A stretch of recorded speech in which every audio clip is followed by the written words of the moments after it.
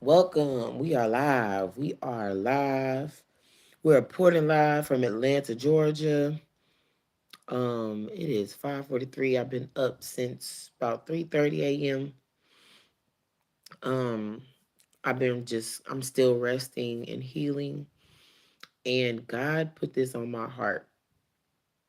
Like I said, my ranting days are coming to an end because I just want y'all to understand who I am because I'm not going to resonate with everybody. That's what I realized about my journey as to who I am is I'm not going to resonate with everybody. So I'm just here to be my authentic self. That's it. Um, and I've been on a deep, deep spiritual journey. Deep, like very deep spiritual journey since I got out of high school. And the first thing that motivated me was I really wanted to see people who look like me do better. And little naive, gullible Jade from Kansas City, Missouri, thought she could change this very deep plight, this very engraved plight of Black people. You got to understand the the reason why I'm so different is because I was very sheltered, like sheltered to a very critical point. It's not even to brag about how sheltered I was. Like, don't get it twisted. Me not understanding reality was to my own detriment because I just didn't know nothing about evil. Like, yeah, I had a lot of spiritual warfare in my house, but that spiritual warfare is always put under wraps, especially with Black people. Black people do not come to grips with anything deep. I think it comes from just trauma, generations of trauma. So when you're traumatized, you tend to put things under wraps. And I think Black people are just under layers and layers of that trauma that we tend to not be in reality. But there was just something about me who was just intrigued by it all. Because at a very young age, I went through a lot of spiritual warfare, but for some reason, I was very aware of it. Um, I wish us as people would grow to understand that we are spirits before we are a body. And it only makes sense. It has nothing to do with religion. Don't be dumb. You know what I'm saying? Like, something inside of me is moving this body because if it wasn't a spirit, then I'd be dead. Understand? So at a young age, I just had I was just very intuitive and spiritual, and it was just something that I was just always been. I always questioned God. I always had a very deep connection with God, and also had a very deep connection with the devil. And I made a spectacle out of myself, and then I started to make a spectacle out of the situations and people that I was around. And like I said, the first thing that started my journey, like the the first thing that really sparked my journey was when my grandmother had I was hanging around a certain crowd of people that didn't look like nothing like me.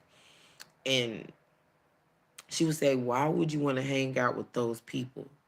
And I would get so offended because I felt like all Black people were the same. And, we're Black, right? We're family. No. And of course, like the older generation doesn't really like to explain things in depth because they want to see you go through it. So they'll just tell you, they'll tell you a little bit and then let you find out the rest if you want to disobey them. So of course she just left it at why you want to hang out with those people instead of like giving me a introspection about what she meant. Anyways, long story short, I went to a HBCU. The only reason why I went to an all Black college was because I went to jail. My family and me used to go and get into fights, and they would call police on me, which interrupted my process in going to college. And I was trying to get to UCLA, my grades and my athletics would have permitted it. But since I went to jail, I had to go to Texas Southern University. When I went to fly down there, when I went to fly down there, I hated it. The school's run down, trashy. The brick on the Tiger Walk was all, you know, eroded. It wasn't nice. Like when I went there, I was really upset, but I felt like it was my chance to get out of my hometown and away from my family. So I went down there, and then that's when the brainwashing happens. Um, when you go to a HBCU, you get brainwashed. You might not know it, but you do. And you get brainwashed into the plight of the black community. And the plight of the black community is a losing game.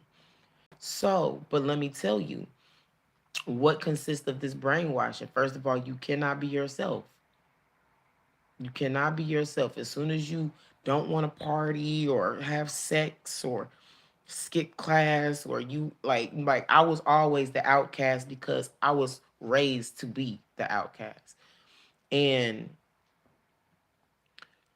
I mean, and I was cool with it because I was just always observing everything. Like raised very I was raised in isolation. So I was always in trouble. I was always, and like I said, my people are Catholic. So that type of punishment is different than Christian punishment, which is just getting beat.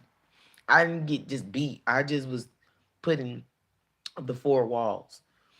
Um, and so I was just going through it spiritually in Houston because I just was so isolated. My parents didn't help me do shit in college, but I was a star athlete. They expected a lot of me, though I didn't have the support in order to be the star athlete that I was clearly, meant to be. And when you go to a HBCU, of course they start, giving you that brainwashing black history of you a slave, and they make you feel bad for being black to the point where you just want to save your people. And that's when I got into the blackity black black black phase of my life, which was the most detrimental part of my life, because I started to advocate for a race of people who wouldn't advocate for me or themselves. So, especially as a black woman, they take advantage of the sympathy that a woman naturally has. And a certain there's two crucial classes when you go to a HBCU that really would change your trajectory if you take those classes, and that's Black History. I think it was Black History, something like that. It was basically Black History, and they make you read the Willie Lynch letter. They make you read all this stuff about your plight that is like irrelevant. But it's relevant, but if you don't explain that you're not a victim, then it's irrelevant. It just makes you feel like a victim being in that class. And then psychology. That's another crucial class that I took. And when I went to that college, it was hell. Like I hated it. I hated it. I was getting treated so bad and so different. I was getting kicked off campus. I had an abusive partner. Everybody, like a lot of people were just off task. They weren't really going to class. I remember when they pulled the fire alarm so we could all cheat on the science test. It was just hell. I hated it because I knew I was just better than this. Like not knowing it was because I was going to a HBCU. Like I was always a diverse person, so me going to an all black college, it was actually bothersome for me. Even though I thought that, oh yeah, I'm around my people. Da, da, da, that wasn't really for me, especially the way I was rejected. Um, and so my journey started from there. I moved. I dropped out of college because I just couldn't keep up with the fact that I had no support. Dropped out of college to be with a Dusty that was very abusive, and moved to Knoxville, Tennessee. Knoxville, Tennessee is one of the KKK capitals. That was the first time I got called a nigger, but it was so confusing to me that I was like, okay, you know what I'm saying? And it was a lot of spiritual warfare there, but I had a lot of, I don't know, like I was just in Knoxville, just observing. Like y'all don't understand this. The I've been in these streets. Like I've been in these streets, really trying to figure out what is the deeper meaning to life. Like not a lot of people are willing to do the things I've done to understand life. That's why when people try to tell me I'm not this and I'm not that, I'd be like, shut the fuck up. You don't even know near. You don't know too many people like me, and that's real. And the University of Tennessee. I lived by the University of Tennessee campus, and they have a body farm. And I knew a dude. He was Mexican because, like I said, I always kicked it with all other races.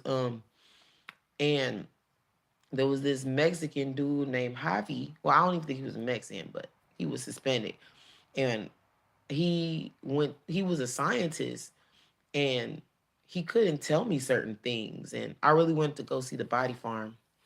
And like it was just, Knoxville was a very spiritual place too, um and a very impoverished, inbred type place. Like the black people there were very impoverished and just behind, and I stuck out like a sore thumb, like because at the end of the day you could tell the difference between certain black people, the refined ones from the ones that kind of got that old school look.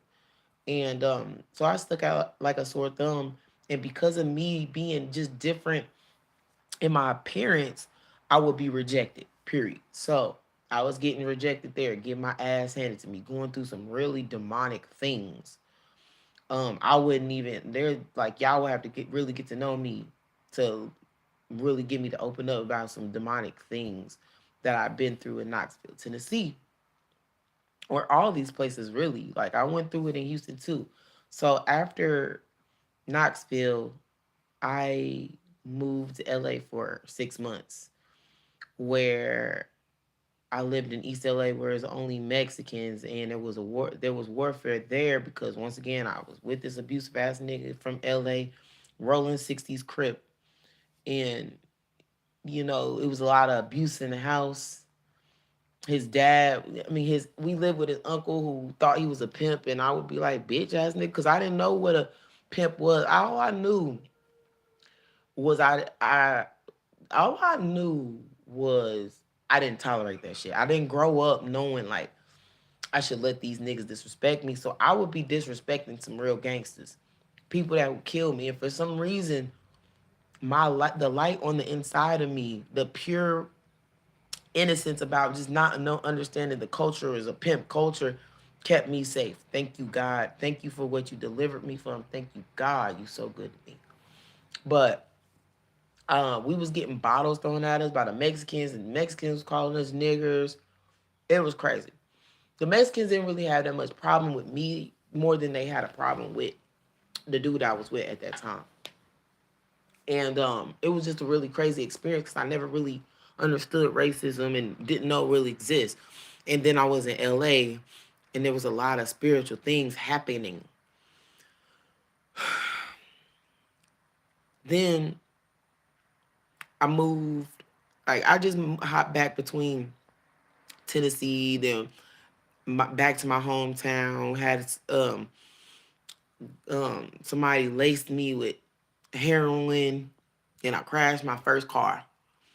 Because I fell asleep, and it was a spiritual warfare then. And then that's when around the time I got shot. So once I got shot was like my official spiritual, deep spiritual journey of the truth about life. Like people don't understand that there's another surface to life that you can only see with your, not, I hate to use it, but your third eye. It is truly like an invisible world around us that if you're not conscious of it, you're just gonna be subjugate.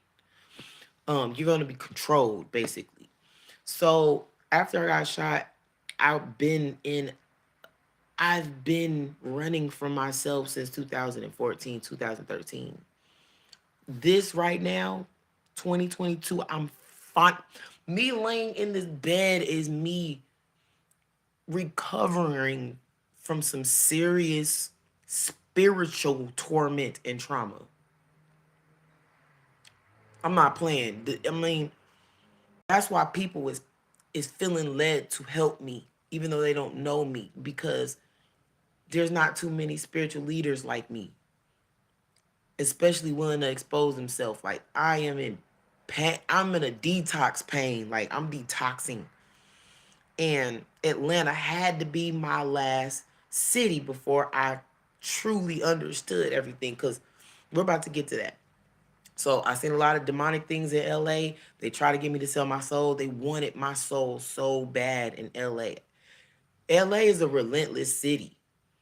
And you have to have a certain look to be accepted. And for some reason I was accepted, but I didn't go for it. I was just too skeptical. I was just too naive, skeptical, gullible for me to trust myself in LA. So therefore I did a lot of drugs there, but I would never let the drugs take me. I just do it just to kind of fit in, you know what I'm saying, trying to blend in, but I'd be actually watching people spirit be fucked up. I'm telling you, I seen some crazy shits. And they all was gravitating toward me, but I was just like, I'm in control of myself. Like, fuck that. Like, nah, I'm good. I'm just watching y'all like, whoa. And I seen a lot of demonic things in LA. Honestly, LA put some true hair on my chest. Like I was homeless 7 months watching crazy shit outside because there's if you're in poverty in LA, you probably are in a apartment or a back house with mold in it. And that mold shit damn near killed me. That is the reason why I got trouble with my voice now. And I want to really get into this whole Atlanta thing because Atlanta is literally my turning point place. So I went through it spiritually there, seen a lot of things. We'll get in the depth of all the things spiritually that happens when you are seeking the truth. But I met my baby daddy in LA, and God was like, you need to go to Atlanta. Like God kept saying, go to Atlanta, go to Atlanta. And when I met him, he will tell you, when I seen him on that dating app, I immediately hit him up on some spiritual shit. And he was like, damn, what the fuck? You know, he's confused. I'm not. I seen him in the spirit. And I knew I was supposed to be with him regardless of what he was going through. Because honestly, my baby daddy is very different. He when I met him, I'm like, oh my God, you're so cute. You look like Andre 3000. And I've always had an obsession with Outkast. And I was like, oh my God, you gotta be my baby daddy. Um, and my baby daddy is very sensual and he's a poet and he's really a good guy. He's really different. He's like an outcast. That's why he was even in LA because a lot of people from Atlanta do not leave. So that was to me an indication of a person from the South that could change their mind. So I went to Atlanta with to because he had left LA because LA is hard to keep up with. So he came back to Atlanta and I followed him because God told me to. And I was with a dude at the time, but that situation was coming to an end because it was just coming to an end. And I was on a spiritual journey. And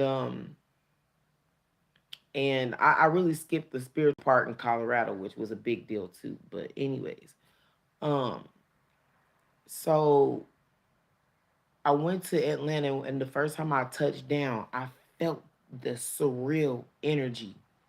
As soon as I as soon as I was flying over Atlanta, I was like, whoa, there was a spiritual shift that I have never felt. It was way different than like LA. Like LA, the demons is up front and personal, but here it's a weird feeling in Atlanta. Like, and the reason why I bring this up because For some reason, I was scrolling on YouTube, and Childish Gambino, aka Donald Glover, he's from Atlanta, and he came out finally with the new episode of Atlanta. And I watched the other two seasons of Atlanta. And if y'all have ever seen Atlanta, y'all should watch that shit. Y'all should watch it because they have a lot of it's called Afro Surrealism, where there is there's regular life and there's this spiritual realm in Atlanta that is super thick. But if you're not in tune and you're very desensitized, you're not gonna know it. So as soon as I hit Atlanta, I felt peace, but I felt pain. And it was just, I don't know, I was just like overcome and overwhelmed by the atmosphere in Atlanta, because the trees are beautiful, the parks are beautiful, but there's a very subtle very demonic and weird and uncomfortable feeling in Atlanta. So, I'm with my baby daddy. I'm just like letting him be. Like, I'll let him do what he's doing, and I would explore Atlanta on my own because he's from here. So he's kind of desensitized to that energy, even though he's very spiritually inclined. That's why I love my baby daddy, because he's really not one of the normal ones. He's just being taken control, because that's the whole thing about why the black community is so demonic, is because they're not gonna let you grow. That's the whole thing. And Atlanta is a extreme case of slave minded people that just can't get out of that habit. And I was just intrigued. And then I met his mother, and I was intrigued. I just loved her. I thought she was just like a blast from the past. I loved her, but she hated me, and she still does. Um, because these people fear what they don't understand, because they've been in this generational slave mindedness. And her son, she knew her son was special. And Atlanta is a weird place. These people are weird. Like, because it's just weird to be so trapped in your brain that your brain is not. They don't understand that their brain is not in 2022. Um, and like, I feel like maybe I just had a fetish with my baby daddy, like this southern fetish I had, because me and him are nothing alike, and they say opposite attract. We're nothing alike, but we're alike at the same time. So it's weird between us. That our babies are superhuman because of it. But like, I've and this is a set aside from the father of my kids and them. Like, set them aside, there's a dynamic, and I've seen some crazy shit in Atlanta. Like, I'm trying to tell you, if I could explain the crazy stuff that I've seen in Atlanta, Georgia, okay? Way different than LA. It is very thick. The spiritual realm is very thick here. I don't know if it's all the deaths and the way people died here and all the pain and the trauma, but it's a thick energy in Atlanta that I'm just so sick of. It's getting worse. It's getting worse. I really can't wait. I really am starting to think about ditching everything in this apartment, because I'm so ready to take a break from this thickness that's coming over Atlanta. And it was getting thick. It was calm when I first came to Atlanta, but it's getting thicker by the year. And I've noticed this weird connection that everybody has. Like, I was observing the type of people my baby daddy would hang around, and I just noticed things like these men here. I'm talking about specifically men from Atlanta, not just people coming into Atlanta. I'm talking about people from Atlanta. They have a this sexual deviancy that's super thick, and a lot of the men are undercover, a lot. And and it seemed like all the men are trying to recruit other men to be gay. You know what I'm saying? It's like a dangerous, weird spiritual agenda on black men to be gay in Atlanta. That scared me. Another thing that scared me was the relationship that older women have with these younger men. There's a lot of older women in Atlanta specifically that prey on younger men and take their innocence. That's another thing that scared me. The third thing that scared me is the relationship that the older generation have on their sons, the hold that they have on their sons. That shit scared me because I started seeing that in my immediate space, and I'm just like, what the fuck? And I remember one time the like my baby daddy's mother is different. That's why I was attracted to her, because she is different, but she's just not different enough to break that cycle of thought process. But she's definitely smarter than most of the people from Atlanta. And that's why I was drawn to her. Like, that's why I was like, okay, I'm gonna have perfect kids. Like, she seems like she can break the cycle, but she just hasn't yet. Like, she still hasn't. I don't know if she ever will. After that conversation we had the other day, I am I she after the conversation she had with me that truly tripped me out was like, oh yeah, you're controlling this. You're controlling this relationship between me and your son. It's over, because he's not going to be able to break that. He is yet to break it. He's actually giving up. So it's not probably going to work, because this is what they do down here. You know what I'm saying? If they can't break their son out of the habit, they, you know what I'm saying, or the son can't break the whole chain that's on their mind that's attached to this city, because they're scared of change, then it's already wrapped between us. So after that conversation of her telling me that I put white people on a pedestal, though for the last 10 years all I've been doing was advocating for black people, and then she said, it's just, she just was telling me without telling me, like this underhanded shit that she basically would never be a mother figure to me. She doesn't give a fuck about me. It's about her son, no matter how treasonous. No, like my baby daddy was trying to break that chain with her so bad. God bless his heart, but it's just some type of weirdness in Atlanta that is just ancient, and it's unforgivable, and it's relentless. And um God said, let it go. This is your last stop in this really dark spiritual reality that I've been in, and it's called Afro realism. It's truly a thing. I'm telling you, it's truly a thing, especially in Atlanta, that is super thick here. And if you ever watch Atlanta by Childish Gambino, he depicts it so well. Like, it's almost scary. Watch the new I'm actually about to watch the new season, just because I feel like it's appropriate for me leaving Atlanta. Like, yeah, you not tripping, because the people that make it big out of Atlanta, they either the rappers that stayed in Atlanta, they're fucking the city up with sex trafficking and drugs. But the rappers that left Atlanta are explaining to everybody else, like, hey, Atlanta is weird. I don't even want to go back. You know what I'm saying?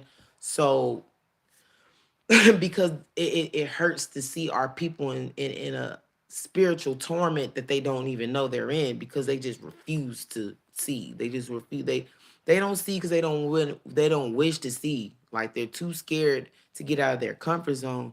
And I'm telling you, if you ever watch Atlanta, it will make so much sense. And it makes so much sense why I got dragged in Atlanta by these people. Like, I got dragged. Like, it was weird because, like, I only really ran into people that was from Atlanta. Like, every time I went to a city, I would always gravitate to the people that was actually from the city, because that was just my quest. I was trying to look for the people that was actually from the city. And so I've been here, and everybody that I've really dealt with closely was from Atlanta. And it's been a hell of an experience with everybody. And a lot of them just, they had an obsession with me at the same time they hated me. And I was just like, what the fuck? Like, I'm here because, like, you know, ignorant, gullible me, like, hey, y'all, let's be family. Like, they don't look at that shit. Like, they like, girl, why the fuck is you so friendly? You know what I'm saying? They like, what the fuck? I don't trust this bitch. You know what I'm saying? I'm just like, and me being gullible and retarded and not understanding the reality of things because of how I was raised, I didn't understand why I was getting dragged in the spirit in Atlanta, and I seen way too much in Atlanta, and that's why there's a secret love and place in my heart for my baby daddy, because to me, I don't know, maybe there's some pity there. I don't know. I love him though. Like, I just understand the plight way too well to really stick around. Like, I'm trying to dip. Like, I'm done. Atlanta's through. I feel like Atlanta is like Sodom and Gomorrah because it's getting bad. And if you just look up the crimes in Atlanta and see what's going on, you will see some very demonic shit. And I remember when I seen an alien over on Lee Street by the West End Mall. I used to live by the West End Mall where I seen way too motherfucking much. I seen an alien and I seen her twice. It twice. And that's when I seen the police had to get this alien. That's when I had a respect for the police that because I used to hate the police. Remember, you get brainwashed at the HBCUs. So I was, I hated the police, all that blackity black shit. And then when I started coming into the reality of things, how demonic this community is and that we need police, after I seen how they had to deal with that alien wherever the F it was, I was like, I have a new respect for police. No wonder why they get all kind of trauma responses if you dealing with aliens. Like, I wish I could explain how this alien looked. It looked like it was a female.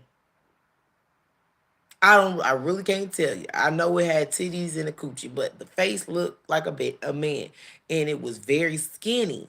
And the first, and I'm gonna just explain it real quick because I'm telling you, it's hard to explain the things that I've seen if you are aware with your spirituality, because a lot of people are blind to anything outside of themselves. So me going on an intentional spiritual journey, I seen too much. I'm too sure of myself at this point. But I remember I finally had moved out of Campbellton Road because it was just too much. I just like it was just getting increasingly worse. Like, it was too many murders around me. I just had kids. I was pregnant with the twins.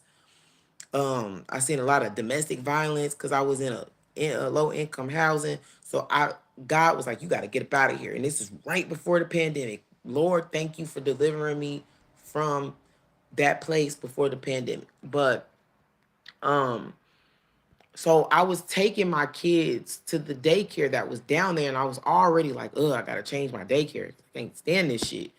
I don't want to come down here. But I felt good. Like, I was taking my kids. It was an eerie warmness. Like, it felt good. You know them warm days, but there's really no sun. It was really eerie. The sky was gray and pink at the same time. It felt good. And then I was on Lee Street and I seen this tall fucking something. I seen this tall figure with a trench coat. It was tall. It looked like it was about 6 foot tall, this trench coat, and it was walking like a zombie and it looked real crazy. And part of me wanted to turn back around. See, because I'm way too curious because of how I was raised, so oblivious. I was like, damn, I kind of want to turn back around and see what the fuck that was. But it just slipped my mind. Boom. Like, never mind. Like, I don't need to know what was that. So, boom. The same time, the next morning, same feeling. It was got this eerie, weird, warm wind with this gray and pink sky.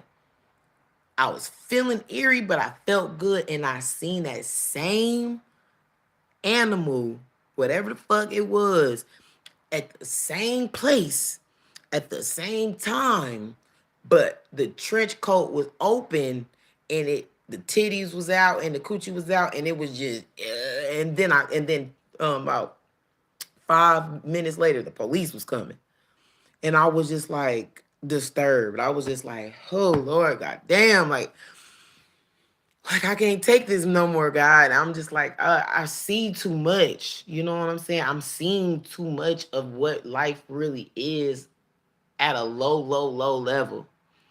And I'm finally at the stage in my life. That's why I'm renting all this out, because I've seen some crazy shit I can't wait to tell. I don't really want to do it all on YouTube because it's so deep. It's a certain crowd that's gonna have to hear what I have to say because it's so profound. And after like it was just so weird because like I said, I seen that same creature at the same time at the same place and felt weird at the same time. And if you ever watch Atlanta, they say that a lot. Like the niggas on Atlanta, they depict themselves as very into they're spiritual. Like my baby daddy is so spiritual. He just don't know it. That's why I fell in love with him because there's not a lot of because people from Atlanta are so spiritual. They're not like any place else I've lived. Like they're a different breed and they're very intuitive with this nature that's around them, but they just under a deep control and a deep spell. And it's just all making is he my type? I don't know what that means. I don't know what you mean. Is he my type? I don't know what you mean by that. But so I'm finally come to grips with my stay in Atlanta is over. Like it's out to blow. It's too much demonic activity. I don't know if he's my type. I don't. No, I don't want to. Now that I've grown to know exactly who I am in the spirit, the only way my baby daddy would be my type is if he broke the chains that's on his mind. Other than that, no, he's not my type because I don't like weak people. Sorry, I'm not for everybody. I like people who can control their own brain, and people in Atlanta don't control their brain. Like they don't. They do a lot of subconscious things that don't benefit them, and that is unattractive to me. I don't want to live like that because then they're gonna hate me for being able to think for myself. And that's what I was asking my baby daddy's mom. Is like, you don't like me because I got confidence? Like you think I'm white because I got confidence? I hold my head up. I was like, y'all been looking at me like this the whole time since I got to Atlanta. So how am I the one that is judgmental? How am I the one like I'm like, what no, no, I loved y'all. Y'all broke my heart. Period. No, I didn't get married. I didn't even understand marriage. Us as black people don't even understand why we getting married. So no. I want to be married now that I understand why you supposed to get married. Our parents don't ever tell us why we're supposed to get married. But yeah, that's my tidbit is like there's a true Afro surrealism in Atlanta that you're able to observe if you are that type of intellectual. You have to be intellectual to observe the spiritual thickness that is coming over this city and it's about to blow. Look at the news, look at the gun memorial. Weird stuff is happening in Atlanta every second. I want to say every second because I was going to say every day, but really it's like every 5.5 hours. Weird stuff is happening. These people are losing it. Okay. Like, and if you watch Atlanta, uh, Childish Gambino really depicts exactly what I'm trying to say. And I'm glad he depicted because now I know I ain't losing my mind. Like Atlanta has a very weird feel to it that's very oppressive. Like and it has nothing to do with racism necessarily, because I didn't have no issue with white people down here. Like there's definitely segregation, but I mean, duh, if you have people who's so undereducated, you know what I'm saying, and not aware of their own plight, why would white people deal with that even, post slavery? Like they don't have nothing in common because the white people are still progressing and the black people are sitting there killing each other and eating each other alive. And then the bums and the incest. Like are we gonna talk about this incest going on in Atlanta, Georgia? Like, look, child, I have no problem exposing the truth. I just know that the truth isn't for everybody, and that's why I have to get out of Atlanta and start traveling because I can't. I'm just not normal. I'm just I'm not the one to sit around and be a housewife like that. I have to be a housewife to to a man who understands who I am, my character, my power. And I thought my baby daddy was gonna rise up to that to that standard, but honestly, I don't blame him. It's gonna be hard to break this type of like hold, this spiritual hold that people from Atlanta have over them is hard to escape. So I have a love for them still that cannot be broken. I have no issue with them, but they gotta want to liberate themselves. I'm not Jesus. I'm not Jesus.